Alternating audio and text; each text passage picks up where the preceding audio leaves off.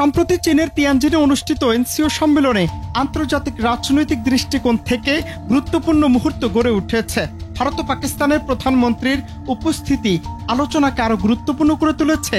বিশেষত ভারতের প্রধানমন্ত্রী নরেন্দ্র মোদী ও চীনের প্রেসিডেন্ট শি জিনপিং এর বৈঠক আন্তর্জাতিক সম্প্রদায়ের নজর কেড়েছে। এ বৈঠকে দুই দেশের সম্পর্ককে নতুন মাত্রায় উন্নীত করার সংকল্প প্রকাশ পেয়েছে।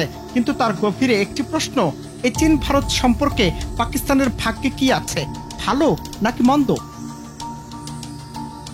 বৈঠকে শি জিনপিং জানান, দুই দেশের জন্য ভালো বন্ধু হিসেবে থাকা এবং একে অপরের সাফল্যে অবদান রাখা এবং অংশীদারিত্ব গড়ে তোলা অত্যন্ত গুরুত্বপূর্ণ। ড্রাগনও হাতে একত্রিত হওয়া উচিত। মোদির কণ্ঠেও একই সুর শোনা গেল।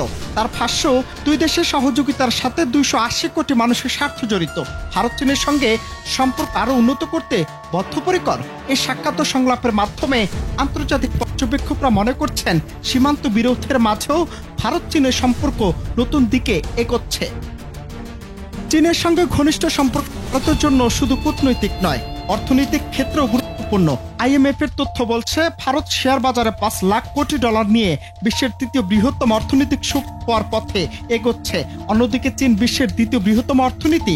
বিশেষজ্ঞরা বলছেন, এই দুই দেশের সহযোগিতা গ্লোবাল সাউথ এবং আন্তর্জাতিক বাজারে প্রভাব বিস্তার করতে পারে। তবে সবকিছু মসৃণ নয়। সীমান্ত বিরোধ, ব্রহ্মপুত্র নদে জলবিদ্যুৎ প্রকল্প, কাশ্মীরে সাম্প্রতিক উত্তেজনা এবং ধর্মীয় রাজনৈতিক বিষয়গুলো দুই দেশের সম্পর্ককে চ্যালেঞ্জ করছে।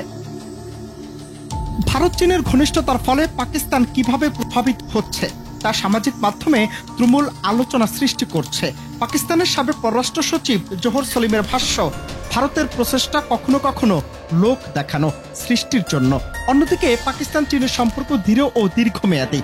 আন্তর্জাতিক পর্যবেক্ষকরা মনে করছেন, দক্ষিণ এশিয়ায় স্থিতিশীলতার জন্য এই তিন দেশের কূটনৈতিক ভারসাম্য অপরিহার্য। ভারতের উচ্চ আকাঙ্ক্ষা ও চীনের প্রভাবের মধ্যে কৌশলগত সমন্বয় বিশ্ব রাজনীতিতে বড় পরিবর্তন আনতে পারে।